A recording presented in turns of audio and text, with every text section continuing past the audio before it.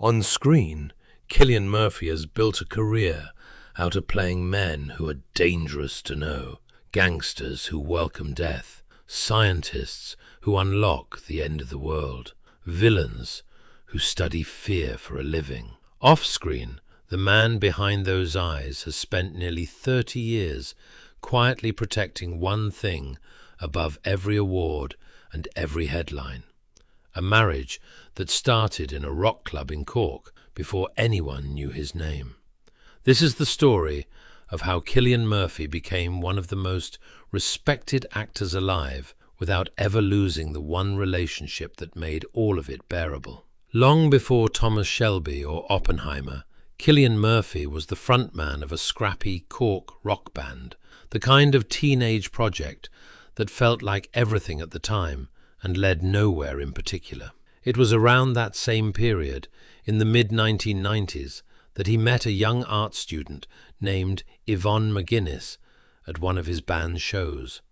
She ended up joining them on tour, and Murphy has since described that stretch with unusual warmth for a man who rarely talks about his personal life at all, recalling it as an exciting, special time when they were essentially just kids together, trying to figure out who they were going to become.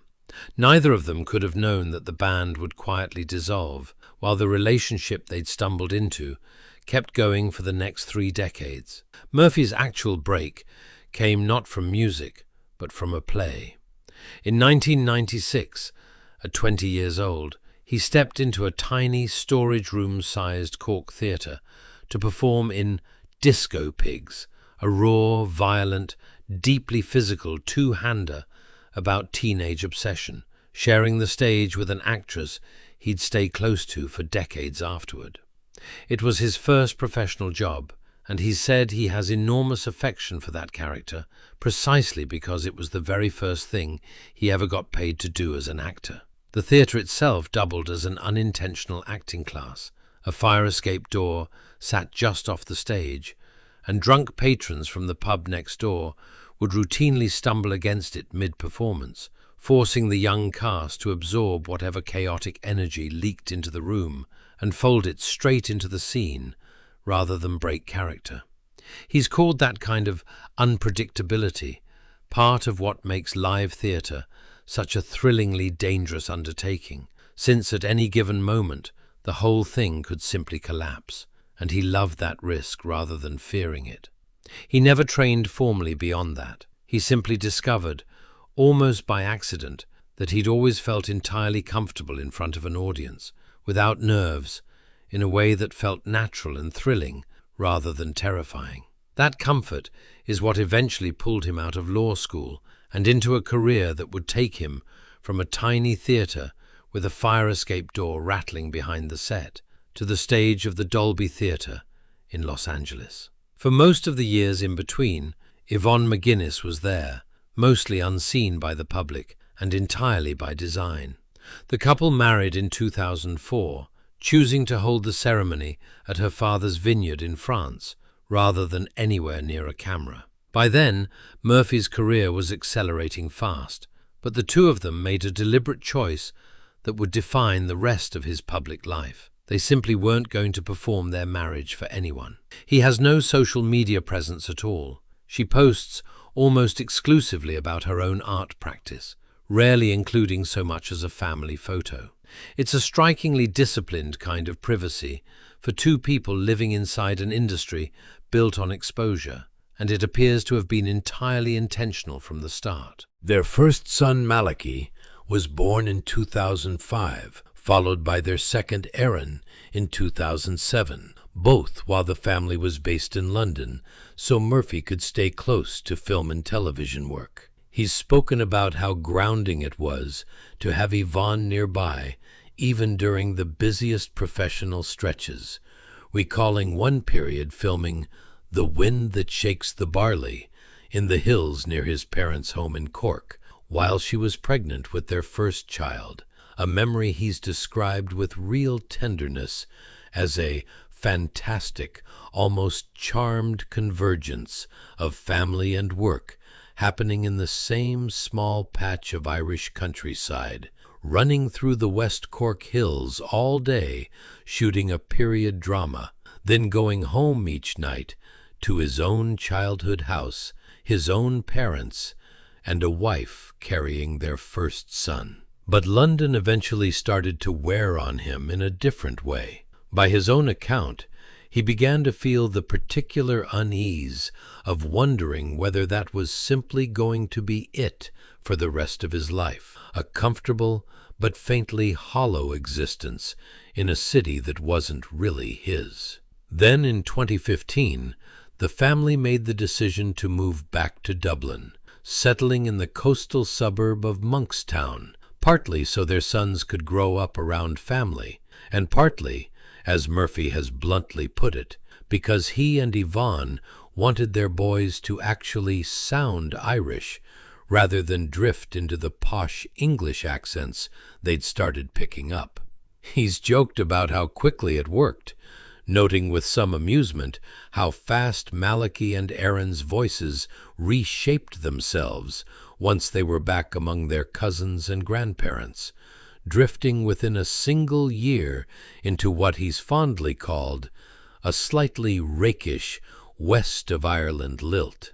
It's tempting, watching Murphy inhabit men as frightening as Thomas Shelby, to assume some of that darkness follows him home. By every account, the opposite is true. He's described his household with Yvonne and the boys as an island of comfort and ease, insisting that having a genuinely secure, solid base waiting for him has been absolutely essential to surviving the stranger, more uncomfortable aspects of fame: the red carpets, the spotlight, the sheer ancillary noise that comes bundled with the job he actually loves. He's admitted he struggled with that side of the business for years, and still isn't fully at ease with it, saying the only way through is choosing, almost deliberately, to enjoy it rather than dread it. His sons, for what it's worth,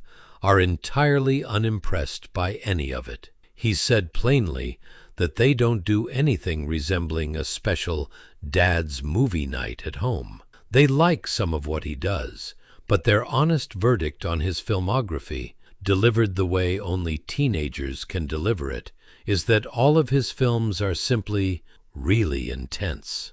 It's hard to imagine a more effective way of staying humble than raising two boys who treat an Academy Award winner like, well, their dad. That humility is exactly what audiences keep returning to when they talk about Murphy the public figure, as distinct from Murphy the performer. Across a career now stretching nearly 3 decades, there's remarkably little tabloid noise attached to his name. No scandal, no attention-seeking wardrobe choices, no calculated feuds. He simply keeps working, keeps disappearing into wildly different characters, and keeps going home. Much of that ability to vanish into a role comes down to 2 tools he's spoken about often: his eyes, capable of shifting from something almost gentle to something genuinely merciless within the same scene without a single word of dialogue, and an unusually agile ear for accent and voice, allowing him to sound as convincingly Irish, English, or American as a given script requires. Directors and co-stars have described watching him work as less like observing a performance and more like being pulled bodily into someone else's reality. An actor who doesn't so much play a scene as let it happen to him. Nowhere has that transformation mattered more to audiences than in Peaky Blinders, the role that turned Cillian Murphy from a respected character actor into a genuine phenomenon. As Thomas Shelby, a decorated tunnel soldier who survived the horror of underground trench warfare and came home fundamentally rewired by it, Murphy built one of television's most quietly devastating character studies, a man who survives partly because he's stopped being afraid of dying. He's described the war-tunneling backstory in vivid, almost unbearable detail. Men crawling through passages the size of their own bodies, tunnels collapsing constantly, brutal hand-to-hand combat breaking out in total darkness whenever they broke through into German lines. And it's that unspoken history, he believes, that earns Shelby the respect of every other veteran around him, because they can sense exactly what he came out of. He's talked about how the show's writer drew the material from real childhood memories of Birmingham, giving every script an unusual, lived-in authenticity beneath all the stylized tailoring and swagger, something Murphy has compared to spring water, simply flowing out of someone who grew up soaked in those stories firsthand.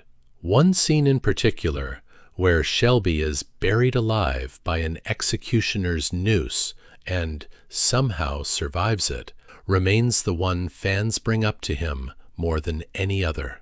And Murphy has admitted that, reading it for the first time, he genuinely couldn't see a way the character was getting out of it alive. It became, in his telling, a genuine turning point for Shelby. The moment a man who welcomes death as a kind of release is forced to reckon with staying alive instead, and has to find a reason to keep going anyway. After a decade returning to the role again and again across 5 series, something no character had ever asked of him before in his career, he's described the experience as a real gift, an actor rarely getting the chance to keep deepening the same person season after season, rather than saying goodbye after a single film. Fans have spent years arguing that the performance deserved far more formal recognition than it ever received on the awards circuit, and it's not hard to see why. Few actors on television have made restraint look quite that dangerous. Ask Murphy directly what Ireland actually means to him, and he tends to answer the way he answers most personal questions, carefully, and only after admitting the question is bigger than he can fully do justice to. He's called it, simply, home, the thing that defined who he is as a person and shaped his values before anything else did. Sitting in a country pub on the Dingle Peninsula, a part of Ireland where oral storytelling has survived unbroken for 6,000 years, he seems entirely unremarkable among the regulars. Just a man with a pint in front of him and no fame to carry. He's spoken about being a lifelong reader and about the particular power of good art to make someone feel truly seen. A novel that can change a life. An album that can do the same. A film capable of connecting so directly with a stranger that they feel less alone afterward. He doesn't draw a hard line between that kind of intimate, small-scale storytelling and something as massive as Oppenheimer. To him, it's all part of one continuous thread, running straight back to a young man singing in a Cork pub long before anyone put a camera on him.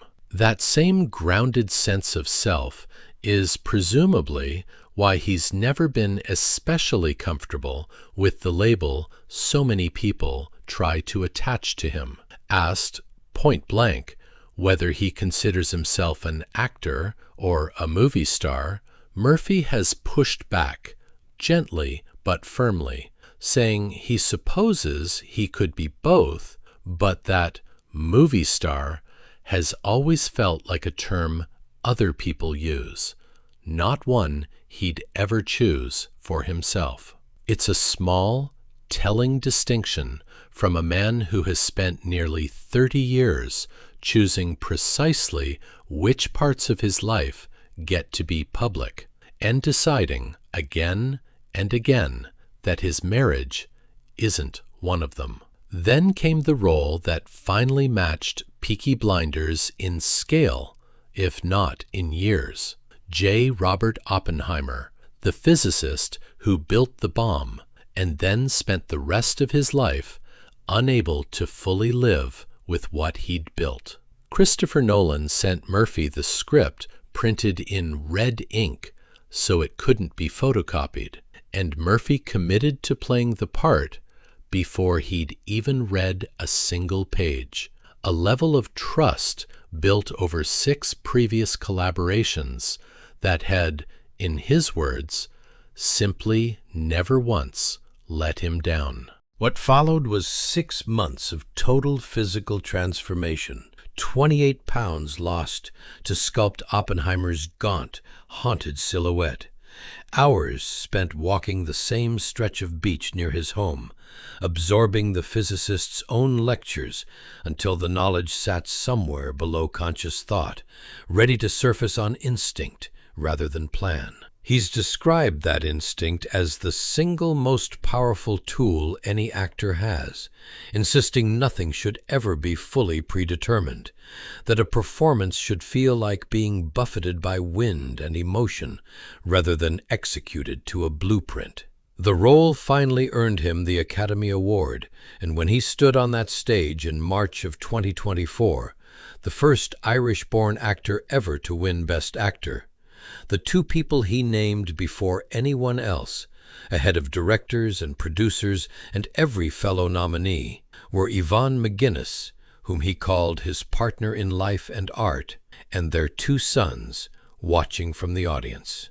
It was a small 4-word phrase, but for a couple who had spent 20 years deliberately keeping their life out of the press, it was about as public and unguarded as Cillian Murphy has ever allowed himself to be. It's worth remembering that the same instincts he brings to Oppenheimer and Shelby built his entire filmography, one strange, specific choice at a time. When Murphy first auditioned for Christopher Nolan's Batman Begins, he actually tested for the title role itself, one of roughly 10 actors considered, and he said he knew almost immediately he wasn't the right physical match for the Caped Crusader. Rather than sending him away empty-handed, Nolan offered him something else entirely. Dr. Jonathan Crane, one of the oldest and strangest villains in the character's history. Murphy studied early comic books to prepare,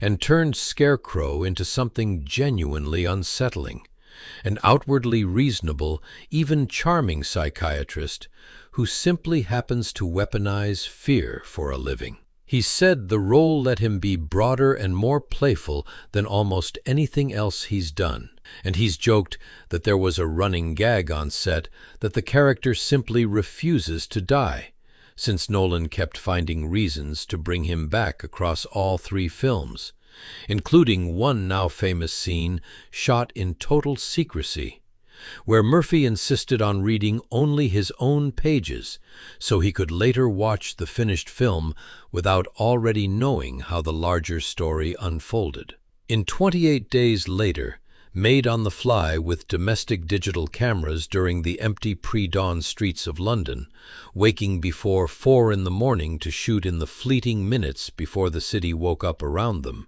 he anchored the reinvention of an entire horror genre, playing a man who survives an apocalypse only by slowly discovering how much violence he's capable of. He's credited director Danny Boyle's relentless, infectious enthusiasm for the craft itself as one of the things that pushed him hardest as a young actor, still learning how film performance differed from the stage work he'd grown up on. And in Inception, he found what he still calls one of his favorite moments in any Christopher Nolan film, sharing a wrenching emotional scene with the late Pete Postlethwaite, an actor he'd long admired, a scene he says needed real emotional weight and patience to land, or the entire structure of that film simply wouldn't hold together.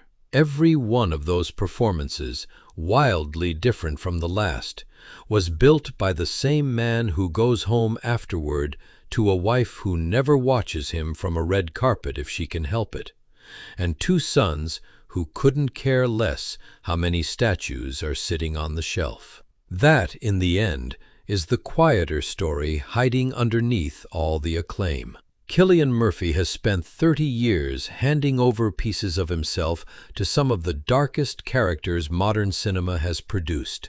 Men who welcome death, men who split atoms, men who study fear for a living, and somehow walked out the other side of every single one of them, still fundamentally himself. Shy, private, devoted, and entirely unwilling to trade the life he built with Yvonne McGuinness for the version of fame that so many actors in his position eventually get swallowed by. There's no dramatic confession waiting at the end of this story, no tabloid-ready meltdown or public reckoning, and that's exactly the point. The most remarkable thing Cillian Murphy has ever done isn't a performance at all. It's simply staying the same quietly grounded man who once fell for an art student on tour with his failed rock band, decade after decade, statue after statue, without ever needing to prove it to anyone watching. He has never needed to say the words outright for it to be obvious. Every choice he's made since that rock club in Cork in 1996 says it for him.